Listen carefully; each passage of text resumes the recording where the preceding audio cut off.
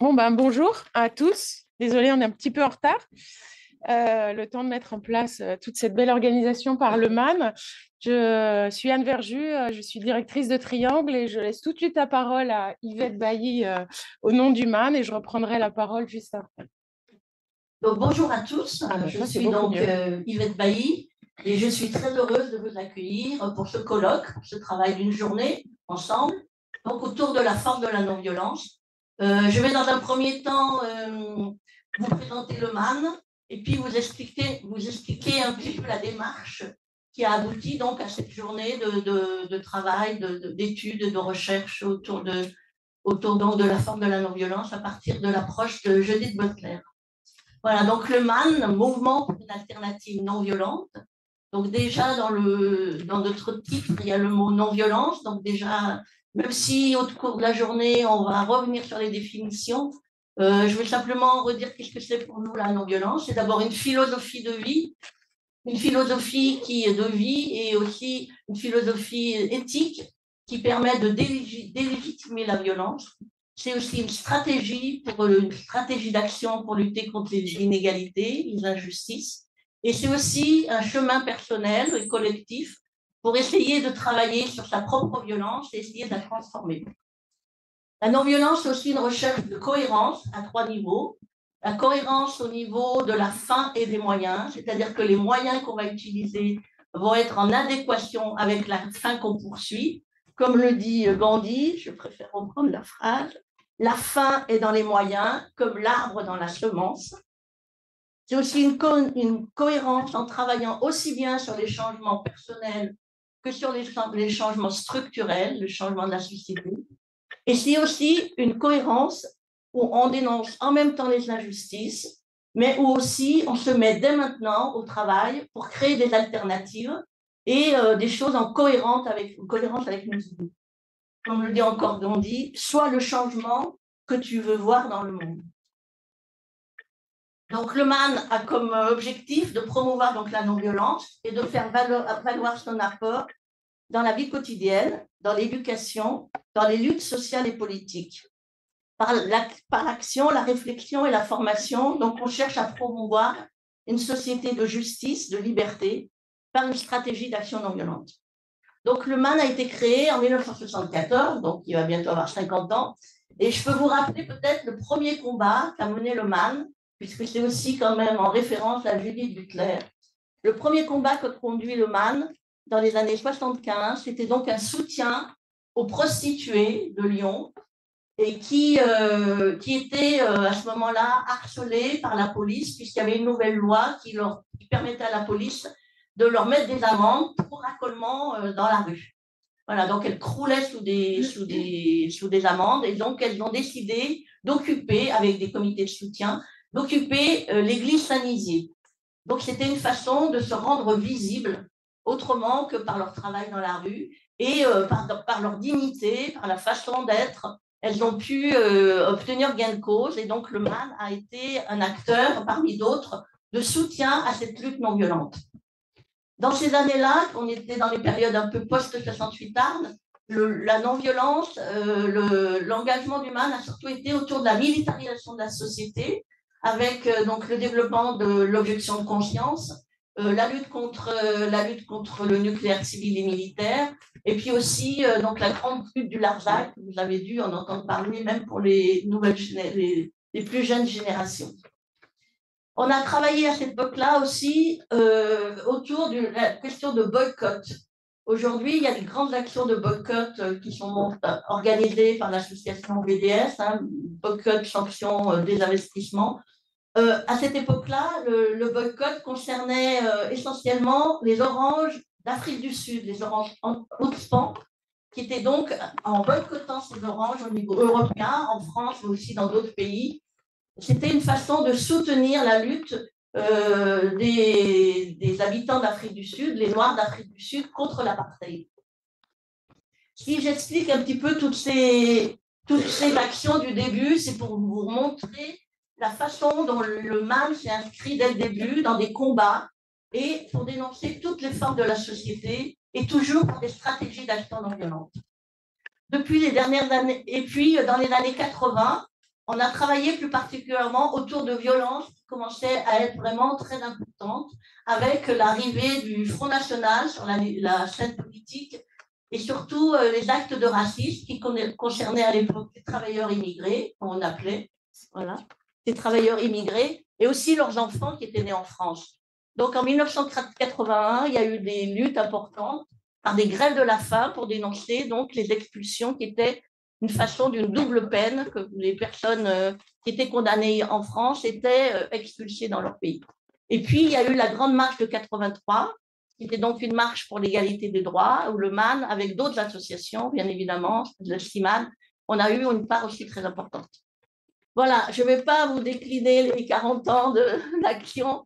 Depuis ces dernières années, on travaille plus particulièrement autour donc, de l'éducation, tout en gardant un aspect important sur la stratégie d'action non violente, la désobéissance civile, où on organise régulièrement des formations et où on voit que la désobéissance civile, à nouveau, est, est à nouveau beaucoup utilisée par rapport à des nouvelles luttes autour de l'environnement et aussi de la justice sociale.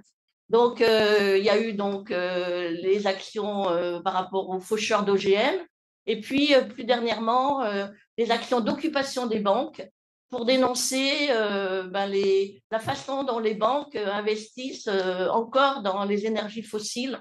Et c'est aussi des actions non violentes qui permettent de montrer tous ces liens et ces violences très structurelles. Alors, comment on est là tous ensemble aujourd'hui? Je vais peut-être, voilà, on va peut-être démarrer tout de suite sur la démarche qui nous a conduit à aujourd'hui. En fait, depuis 2 ans à peu près, depuis la dernière année, il y a la publication de nouveaux livres sur la non-violence et des livres très intéressants et qui viennent d'horizons divers. Donc, je vais vous parler donc tout d'abord du livre de La force de la non-violence de Judith Butler. Donc, Judith Butler, elle est surtout connue, c'est une grande intellectuelle américaine qui a surtout travaillé sur le genre. Et puis, elle a donc écrit ce livre sur la force de la non-violence, qui est un livre assez ardu au niveau philosophique, mais qui est très intéressant, parce qu'elle montre que c'est vraiment un mode d'action radical, hein, c'est-à-dire qui va vraiment à la source du mal, on va dire, à la source de la violence, comment la combattre, et notamment pour plus d'égalité et d'humanité entre nous tous. Voilà, donc ça a été un peu le sursaut, on s'est dit, par rapport à tous ces livres qui sortent sur la non-violence, voilà, on veut les faire connaître. Le deuxième livre qui a aussi attiré notre attention, c'est ce livre qui s'appelle Pouvoir de la non-violence, donc Erika de Shetwood et de Maria Stephen. C'est aussi une étude américaine, ce sont 2 chercheuses américaines spécialisées dans la politique internationale qui ont fait une étude scientifique comparée de 323 cas de résistance civile, aussi bien des résistances violentes que non violentes. Et l'issue de ce travail montre que la lutte non violente est aussi très efficace et elles expliquent pourquoi. Ça sera aussi un thème de notre intervention de cet après-midi. Et puis, je voulais présenter aussi ce livre qui est paru récemment, qui s'appelle Manifeste pour la non-violence, donc de Pauline Boyer, qu'on a la chance d'avoir avec nous, et qui interviendra tout à l'heure, et qui a donc qui a coécrit ce livre, où là aussi, ce qui est très intéressant, c'est que c'est une nouvelle génération de personnes très engagées dans la non-violence, surtout autour des questions de transition écologique et aussi de justice sociale, qui montrent la pertinence de la non-violence. Donc, l'apparition de ces 3 livres avec des champs, comme vous le voyez, différents, avec des cultures un peu différentes, on s'est dit c'est l'occasion peut-être de prévoir une journée voilà, d'échange, de discussion sur aujourd'hui, quelle est la place de la non-violence. Et puis, donc, on s'est dit, ben, ça serait bien de mobiliser, de rencontrer le milieu universitaire, et on a eu la chance de rencontrer et de travailler donc avec Sophie Bérou, qui sera là cet après-midi, qui est donc professeure de sciences politiques à l'Université Lyon 2, et Anne Verjus, qui est donc directrice donc, de l'unité de recherche mixte, le Triangle. Et tout de suite, il y a eu un accueil formidable, on peut le dire comme ça, un engouement, une envie de travailler ensemble pour organiser cette journée comme un temps d'échange entre des praticiens de la non-violence, des militants, des gens engagés qui réfléchissent, qui co-construisent des analyses, des réflexions et des actions, et aussi le milieu universitaire qui est très intéressé pour travailler sur l'évolution des mouvements sociaux et voir comment ces questions de violence et non-violence traversent ces questions de changement de la société. Donc, c'est comme ça qu'on a eu la chance donc, de travailler ensemble et qu'on est très content de construire cette journée. Voilà, en introduction, je passe maintenant la parole avec grand plaisir à Anne, qui va donc... Merci, merci beaucoup. J'ai l'impression que vous m'entendez moins dans mon micro aussi. C'est bon, vous entendez? Vous entendez rien, hein? Ben oui, bon. Peut-être que je peux essayer de prendre le tien. Oui, oui, oui. Marchera mieux. Oui, voilà, c'est tout de suite autre chose. Bon, je vous l'ai dit, je suis Anne Verjus, directrice de Triangle. Donc, le laboratoire est effectivement engagé dans toute cette journée. Vous verrez que on aura des doctorantes et puis des professeurs, des maîtres de conf qui viendront aux différentes tables rondes ou en tant qu'animatrice des sessions de cette journée. Alors, Triangle, c'est quoi? Alors, rapidement, c'est un laboratoire de recherche qui est situé à Lyon, qui a été créé il y a une quinzaine d'années, donc on est très jeune par rapport à vous, et qui fait travailler ensemble donc, des enseignants-chercheurs qui sont spécialisés dans toutes sortes de domaines, la sociologie, l'histoire des idées, l'économie, la philosophie du politique, sur des thèmes transversaux, multiples, dont le féminisme et les mobilisations. Et donc, c'est à ce titre, féminisme et mobilisation surtout, qu'aujourd'hui, Triangle est aux côtés du MAN pour discuter de la pertinence, mais aussi des limites de cette question de la non-violence. Donc, nous ne sommes pas militants, donc nous arrivons surtout avec des questionnements du terrain, des expériences scientifiques.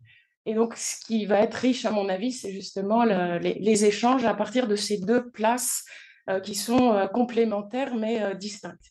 Alors, la non-violence, je ne prétends pas vous faire un cours sur la non-violence, je ne suis pas du tout là pour ça, mais je me suis posé quand même 2-3 questions, histoire de vous montrer un peu avec quoi nous, on arrive, très modestement, de mon point de vue en tout cas. Je ne suis pas du tout spécialiste de la question, mais du coup, j'arrive avec quelque chose d'assez large et des questions surtout que je vais vous poser, en fait, et que je pose à la journée dans son ensemble.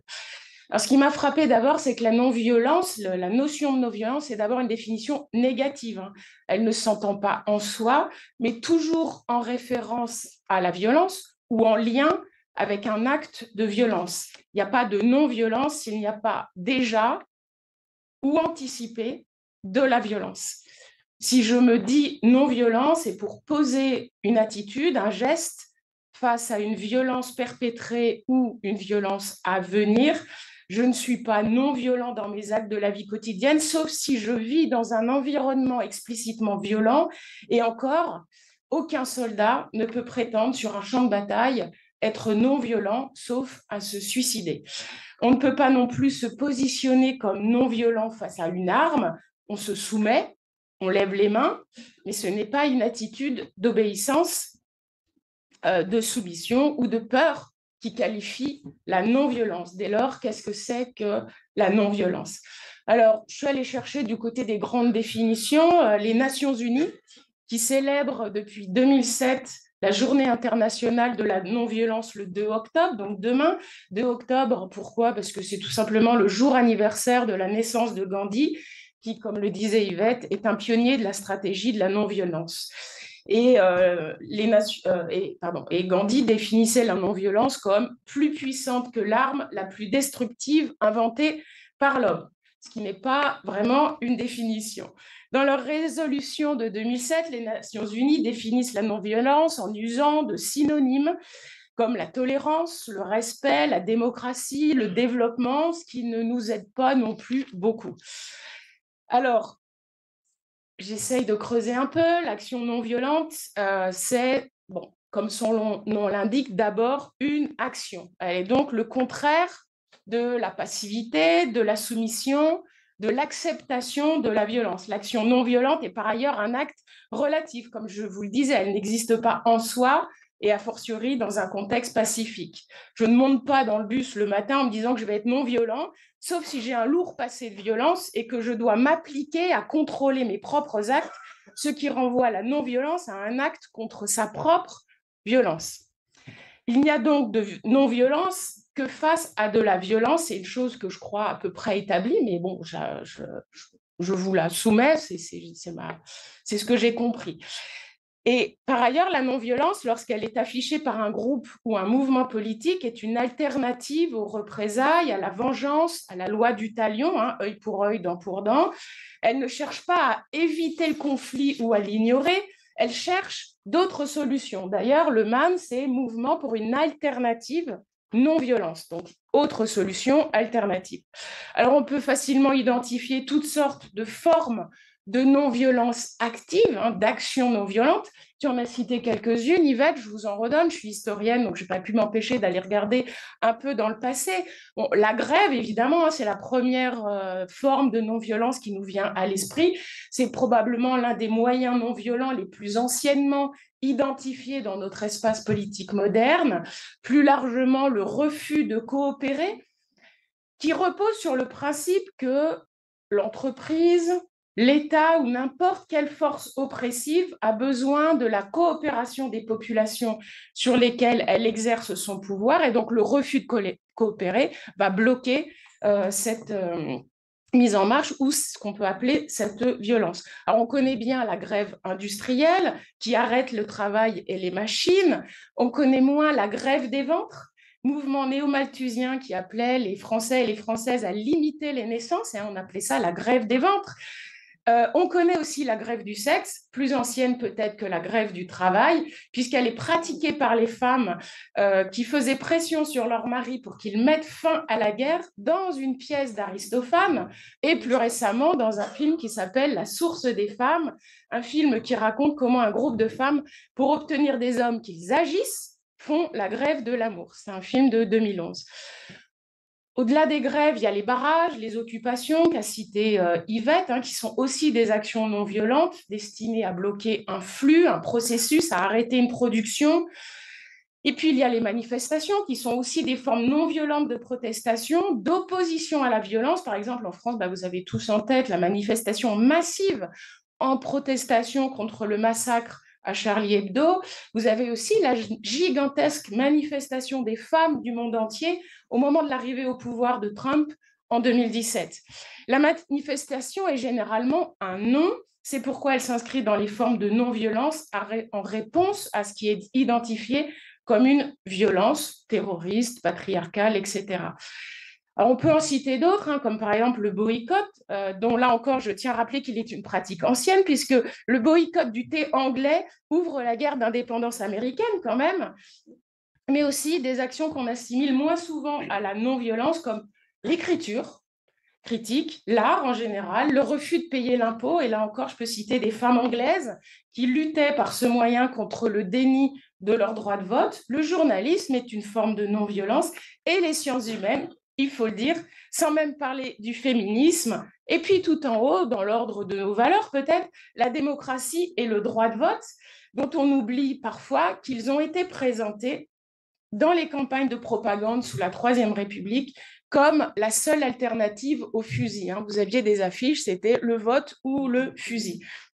Je peux aussi citer des révolutions non violentes qu'on a appelées justement des révolutions de velours, la Tchécoslovaquie en 89, la révolution de Jasmin, Tunisie 2011, la révolution des roses en Géorgie ou encore celle des œillets. Vous voyez, les références sont quand même très fleuries. J'ai bientôt fini. Ce que nous apprennent ces exemples, c'est que la non-violence repose surtout sur des actions concertées, de fond, qui ont en commun de s'exercer a posteriori, après la violence perpétrée, le plus souvent en guise de protestation, d'indignation, une manière polie de dire non, en somme. Mais que fait-on face à une violence brute, immédiate, massive, qu'elle soit la violence d'une guerre ou la violence d'une attaque à main armée? On a coutume de dire en études de genre, puisque c'est de là aussi que je parle, je ne suis pas que historienne, je suis historienne du féminisme, on a coutume de dire en études de genre que les personnes en situation de domination, celles qu'on appelle aujourd'hui des personnes vulnérables ou des individus pleurables, pour reprendre la terminologie de Butler, une dénomination de Butler qui met l'accent sur l'émotion, qui est quelque chose d'intéressant, qui mérite que peut-être on s'y interroge. On a l'habitude donc de dire que les personnes vulnérables ou pleurables sont vouées à utiliser le contournement, la ruse, les stratagèmes, tout ce qu'on appelle les armes des faibles, justement, pour désigner ce qui n'est pas l'usage de la force et de la violence. La non-violence s'inscrit dans ce registre de la force des faibles. Elle est l'arme de celles et de ceux qui n'en ont pas ou qui n'en veulent pas. L'arme de celles qui ont appris, et là je parle des femmes, qu'elles n'étaient pas légitimes à être violentes, même dans l'autodéfense. L'arme de celles qu'on a le plus souvent éduquées à la non-violence, à la douceur, à la passivité et à la faiblesse physique. Reste donc une question majeure qu'on ne peut pas éviter de poser en introduction de cette journée et qu'on pose de toute façon de plus en plus dans le domaine des études de genre. Que peut la non-violence face au coup COUPS? Quelle est l'efficacité de celles et ceux qui, face à l'extrême violence, refusent de combattre tout en refusant de courber la tête? Face à une violence d'État systémique, face à une armée, face à la guerre, face aux violences policières, que peut la non-violence? Je vous laisse sur ces questions, je nous laisse collectivement sur ces questions. Pour y répondre, nous avons donc 4 points importants pendant la journée. On va d'abord faire un point tout à fait nécessaire, je pense, sur l'ouvrage de Butler avec le professeur de philosophie politique et sociale à l'Université de Paris Diderot, Guillaume Leblanc, que je remercie d'être là aujourd'hui. Nous aurons 2 tables rondes, l'une sur la lecture de Butler au regard des débats sur la non-violence, entre autres féministes, une deuxième table ronde sur la violence et la non-violence dans les mouvements sociaux, et entre les 2 tables rondes, une conférence d'Amber French, rédactrice en chef de Minds in Movement, sur les forces, les limites, les conditions d'efficacité et les effets de la lutte non violente autour donc du livre Pouvoir de la non-violence que citait tout à l'heure Yvette, à qui je redonne la parole pour expliquer en fait comment on va distribuer la parole aujourd'hui. Ce que j'ai oublié de dire, c'est qu'effectivement, ce colloque est dans le cadre donc, de la quinzaine de la non-violence et de la paix. Vous avez les documents au fond. Effectivement, c'est une quinzaine que le MAN organise chaque année, du 21 septembre, qui est la Journée internationale de la paix, au 2 octobre, la Journée internationale de la non-violence. Et il y a beaucoup d'autres choses encore prévues dans la semaine. N'hésitez pas à regarder le programme. Et puis, j'ai oublié de présenter ce qu'on aime bien aussi quand on est en débat, c'est aussi une petite touche artistique, émotionnelle. Et donc, aujourd'hui, on a invité donc CE à venir avec nous, qui est là, voilà, qui est donc, bravo, qui est illustrateur et qui est donc membre de l'épicerie séquentielle, et donc il participe entre autres au mensuel Les Rues de Lyon. Et donc, il va tout autour de la journée être avec nous pour, par des dessins, restituer l'ambiance et les débats. Voilà, une petite touche un peu émotionnelle et artistique. On le remercie vraiment pour sa présence. Dans l'approche non violente, on aime bien poser un cadre qui va permettre à chacun de se sentir en sécurité, en confiance avec les autres, et des règles qui vont faciliter les modalités des interactions.